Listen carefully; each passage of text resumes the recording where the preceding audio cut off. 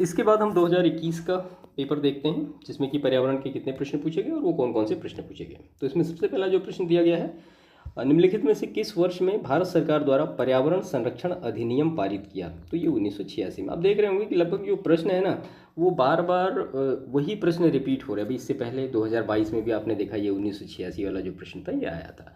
तो last year के प्रश्न जो होते हैं इसीलिए बहुत महत्वपूर्ण होते हैं, और लगभग आपको 50-60% जो प्रश्न होते हैं वो लगभग वहीं से मिल जाते हैं। बाकी जो 40% होते हैं वो एक न्यू कॉन्सेप्ट के रूप में आपकी बुक से वो चीज़ें आपको मिलती हैं वहाँ पर। क्वेश्चन नंबर 2 अगर हम देखें तो ये अभिकथन है और कारण है। तो पारिस्थितिकी तंत्र के विविध अवयव आपस में एक दूसरे पर निर्भर नहीं रहते और मानव क्रियाओं से वातावरण प्रभावित होता है। तो जाहिर सी बात है कि पर्यावरण में जो भी चीज़ें हैं वो आपस में एक दूसरे से कोरिलेट करती रहती हैं, तभी ये पर्यावरण चलता है। तो कथन गलत हो जाएगा, बाकी कारण जो है ये सही हो जाए। मानव क्रियाओं से जाहिर सी बात है वातावरण प्रभावित तो होता ही है। क्वेश्चन नंबर 3 है, विश्व ओजोन दिवस मनाया जाता है। तो ये कब मनाया जाता है? तो 16 सितंबर को मनाया जाता है विश्व ओजोन दिवस। 1994 में संयुक्त राष्ट्र महासभा ने वर्ष 1987 में 16 सितंबर के दिन मॉन्ट्रियल प्रोटोकॉल पर हस्ताक्षर किए जाने के उपलक्ष्य में विश्व ओजोन दिवस मनाने की घोषणा की थी। कार्बन क्रेडिट की अवधारणा उत्पन्न हुई, तो वो क्योटो प्रोटोकॉल जब आया था वहाँ पे ये कार्बन क्रेडिट की अवधारणा उत्पन्न हुई थी। तो कार्बन क्रेडिट की अवधारणा क्योटो प्रोटोकॉल जो कि 1997 से उत्पन्न हुई। कार्बन क्रेडिट किसी देश द्वारा अपने पर्यावरण परिवेश में हानिकारक गैसों की उत्सर्जन क्षमता को कम करने पर उसे विश्व के सम्मेलन द्वारा दिया जाता है। कार्बन क्रेडिट को एक प्रकार से वन द्वारा संजोए कार्बन की बिक्री से प्राप्त कीमत कहा जा सकता है। तो यहाँ पे क्योटो प्रोटोकॉल 1997 में हुआ। क्वेश्चन नंबर 5 है, तो जैवमंडल और अवस्थिति कहाँ कहाँ पे है? तो सिमलीपाल जो है वो उड़ीसा में है, और पचमढ़ी मध्य प्रदेश में, नंदा देवी उत्तराखंड में, और नोकरेक कहाँ पे है? ये मेघालय में है। अक्सर कन्फ्यूजन होता है, नोकरेक असम में है लेकिन ये मेघालय में है, बिल्कुल याद रखिएगा, कोई कन्फ्यूजन नहीं होना चाहिए। क्वेश्चन नंबर 6 है, एक अनवीनीकृत ऊर्जा स्रोत है। तो पेट्रोलियम क्या है?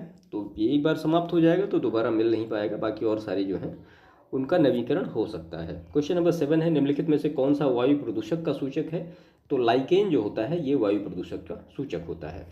लाइकेन निम्न श्रेणी की एक छोटी वनस्पति का एक समूह है जो विभिन्न प्रकार के आधारों पर उगे हुए होते हैं। इनकी मुख्य विशेषता यह है कि ये वायु प्रदूषक स्थलों पर नहीं उगते, जैसे महानगरों, औद्योगिक बस्तियों आदि।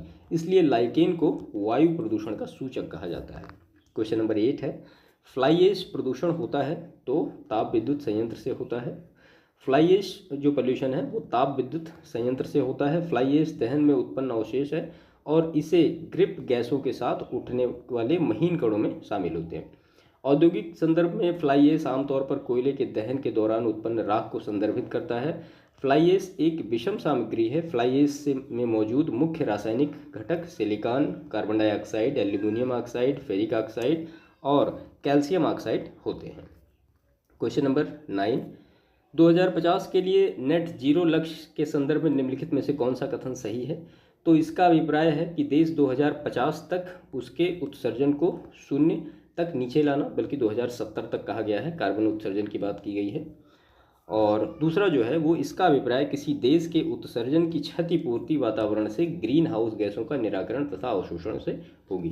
तो केवल 2 यहाँ पे सही है, पहला गलत हो गया, 2070 तक की बात हुई है। क्वेश्चन नंबर 10 है, निम्नलिखित में से कौन सा अंटार्कटिक्स में भारत का अस्थायी और उसके द्वारा परिचालित अनुसंधान स्टेशन है? तो भारत और मैत्री जो है ये 2 हैं। अंटार्कटिका में भारत का अस्थायी और उसके द्वारा परिचालित 2 अनुसंधान स्टेशन भारत और मैत्री हैं। इसके पूर्व में दक्षिण गंगोत्री अनुसंधान केंद्र स्थापित किया गया है। वर्तमान में बर्फ में दब जाने के कारण दक्षिण गंगोत्री को सप्लाई बेस के रूप में प्रयुक्त किया जा रहा है, जबकि मैत्री अनुसंधान और भारतीय अनुसंधान केंद्र अस्थायी रूप से काम कर रहे हैं। क्वेश्चन नंबर 11, तो ये संस्थान और उनकी अवस्थिति यहाँ पे मैच्ड हैं। तो अंतर्राष्ट्रीय सस्य वानिकी अनुसंधान केंद्र नैरोबी, भारतीय वन प्रबंधन संस्थान भोपाल और भारतीय वन अनुसंधान संस्थान ये कहाँ पे है? आप हमें कमेंट करके बताइएगा। केंद्रीय सस्य वानिकी अनुसंधान संस्थान झांसी और टाटा ऊर्जा अनुसंधान संस्थान ये नई दिल्ली में। क्वेश्चन नंबर 12 है, इकोमार्क प्रतीक निम्नलिखित में से किससे संबंधित है? तो पर्यावरण के लिए सुरक्षित सामग्री से। क्वेश्चन नंबर 13 है, भारत में आपदा प्रबंधन के लिए राष्ट्रीय आपदा प्रबंधन डिवीजन गृह मंत्रालय में एक नोडल डिवीजन है। राष्ट्रीय आपदा प्रबंधन प्राधिकरण का पदेन अध्यक्ष कौन होता है? तो वो भारत के प्रधानमंत्री होते हैं।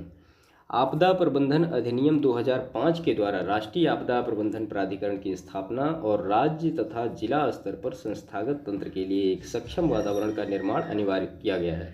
आपदा प्रबंधन के लिए राष्ट्रीय आपदा प्रबंधन डिवीजन गृह मंत्रालय की एक नोडल एजेंसी है। आपदा प्रबंधन प्राधिकरण के पदेन अध्यक्ष कौन होते हैं? तो वो भारत के प्रधानमंत्री होते हैं।